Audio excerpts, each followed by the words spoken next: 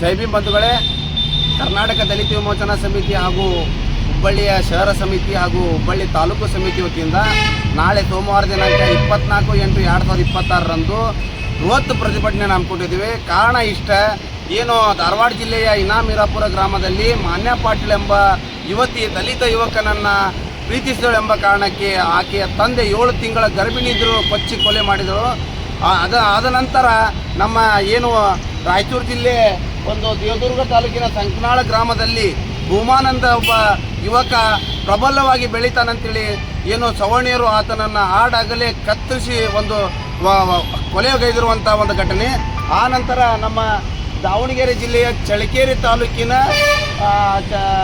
ಅಗ್ಗಿ ಹಬ್ಬದ ದೊಡ್ಡ ದೇವಸ್ಥಾನ ಅಂತೇಳಿ ದಲಿತ ಯುವಕರು ಪ್ರವೇಶ ಮಾಡಿದ್ರಂತೇಳಿ ಅವರನ್ನು ಹಾಡಾಗಲೇ ಸವರ್ಣಿಯರು ಕಂಬಕ್ಕೆ ಕಟ್ಟಿ ಹೊಡೆದಿರುವಂಥ ಕ್ರೂರವಾಗಿ ಅಮಾನುಷವಾಗಿ ನಡೆದಿರುವಂಥ ಘಟನೆ. ಆ ನಂತರ ರಾಯಚೂರು ಜಿಲ್ಲೆ ಶಿರಾವಾರ ತಾಲೂಕಿನ ರಾತ್ರಿ ಶಿರಾವಾರ ಕೊಗ್ರಾಣಿ ಗ್ರಾಮದ ಅಶ್ವಿನಿ ತಿಮ್ಮಾರೆಡ್ಡಿ ಚಲವಾದಿ ಇವರು ರಾತ್ರಿ ಬಯಲಿಗೆ ಶೌಚಾಲಯಕ್ಕೆ ಹೋದಾಗ ಕಾಮಾಂಧರು ಅವಳನ್ನು ಕ್ರೂರವಾಗಿ ಎಳ್ಕೊಂಡು ಹೋಗಿ ಅವಳ ಮೇಲೆ ನಿರಂತರ ಅತ್ಯಾಚಾರ ಮಾಡಿ ಬಾವಿಗೆ ಎಸೆದು ಕೊಲೆಗೈದಿರುವ ಘಟನೆ. ಆ ನಂತರ ಏನು ನಮ್ಮ ಲಿಂಗಸೂರು ತಾಲೂಕಿನ ಕಡಲ ಗ್ರಾಮ ರಾಣೆಮ್ಮ ಅನುಮಾನಾಸ್ಪದ ಸಾವು.